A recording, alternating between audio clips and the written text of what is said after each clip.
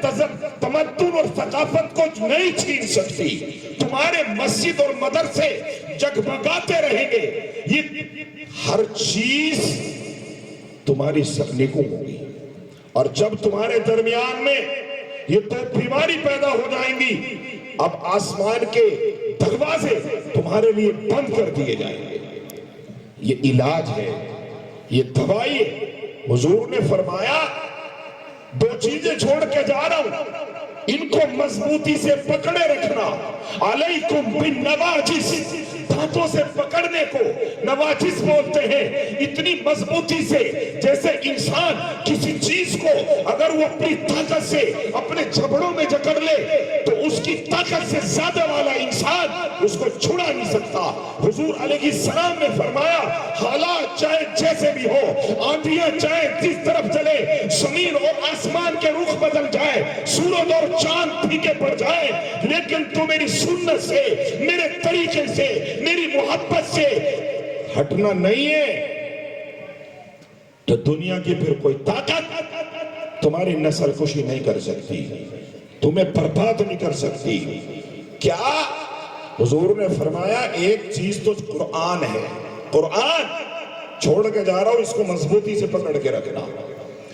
اور دوسری ہے سنت رسول اللہ, یعنی اللہ کے نبی کی طریقے زندگی میں ہو تو پھر دنیا میں کوئی طاقت نہیں ہے جو تمہیں ڈاؤن کر سکے. اب ہمیں محاسبہ کرنا ہے نوجوانوں. میں تمہیں مولوی بنانا نہیں چاہتا, میں تمہیں یہ ہرگز نہیں کہوں گا کہ آپ سب پینٹ برسیٹ اور اپنا پروفیشن چھوڑ دیں. میں یہ ضرور کہوں گا کہ اگر تم سچ میں محمد الرسول اللہ کے ہو تو تمہیں دو چیزوں کو پکڑنا پڑے گا, قرآن اور اللہ کے نبی کے طریقے. مگر ہائے افسوس, وائے ناکامی متائے کارواں جاتا رہا, وائے ناکامی متائے کارواں جاتا رہا. کارواں کے دل سے احساس زیاں جاتا رہا, لٹ گئے, پٹ گئے, اور ہمیں احساس بھی نہ رہا کہ ہم کہاں کھڑے ہیں, ہمیں کرنا کیا چاہیے تھا اور کیا کر بیٹھے. آئے تھے کس کام کو, کیا کر چلے. آئے تھے کس کام کو, کیا کر چلے. تہمتیں چند اپنے ذمے دھر چلے, اور وہاں سے تو پرچہ بھی نہ لائے ساتھ میں, یہاں سے سمجھانے کے لیے دفاتر لے چلے. عزیز نوجوان ساتھیوں اور بچوں, میری بات غور سے سننا. اپنا محاسبہ کریں, موازنہ کریں کہ ہماری زندگی میں قرآن ہے.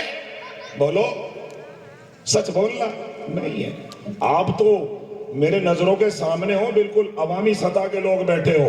میں نے دہرادون کی مختلف مساجد میں اس بات کا محاسبہ جائزہ لیا ہے, محاسبہ کیا ہے. خدا کی قسم اگر بول کے کہہ دوں تو ہاں اس نہیں ہونے کا.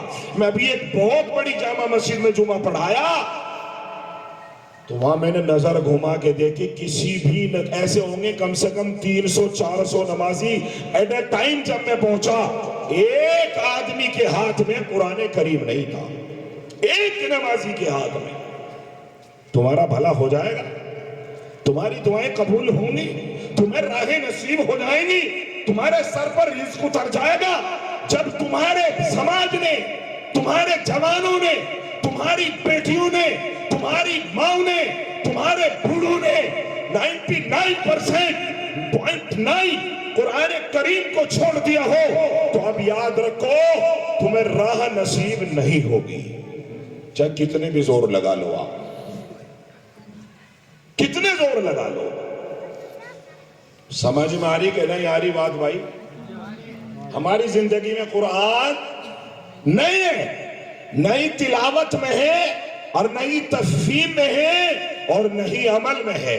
جب تلاوت ہی ہماری زندگی سے نکل گئی تو اس کی تفہیم اور سمجھنا کیا ہوگا اور پھر اس پر عمل کیسا ہوگا؟ نہیں.